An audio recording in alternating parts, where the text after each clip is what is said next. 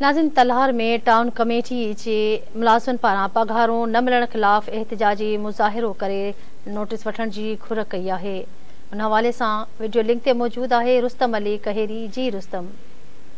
जी बिल्कुल नाज़रीन, असी हिन वक्त मौजूद आहियूं तलार जे main Hyderabad Badin bus stop ते, जिथे तलार जे टाउन कमेटी जे सफ़ाई अमले पारां गुज़िरियल 2 महीननि का कचन मुलाज़िमन के पगारूं ऐं पकन मुलाज़िमन के गुज़िरियल 2 महीननि जो डिफरेंस न मिलण खिलाफ़ अॼु प्रेस क्लब तलार का एहतिजाजी रैली कढी। हिन वक्त तलार जे main Hyderabad Badin bus stop ते एहतिजाजी मुज़ाहिरो करे धरणो हयो वियो आहे।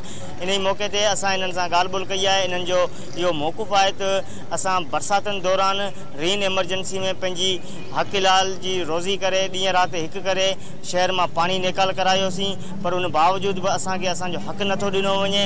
हिननि जो इहो चवणु आहे त हर महीने जी 1 तारीख़ ते जॾहिं बि टाउन कमेटी तलार में माहवार किस्त ईंदी आहे त को न को एडमिनिस्ट्रेटर हिते बदिली कराए ईंदो आहे, जेको कुझु ई ॾींहं हिते रही समूरो माल ॿुहारे पोइ हितां खां बदिली कराए फ़रार थी वेंदो आहे। हिननि वज़ीर आला सिंध मुतालबो कयो आहे त फौरी तौर ते असांजा जाइज़ मुतालबा मंज़ूर करे असांजे बचनि खे बुख मरण बचायो वञे। जी।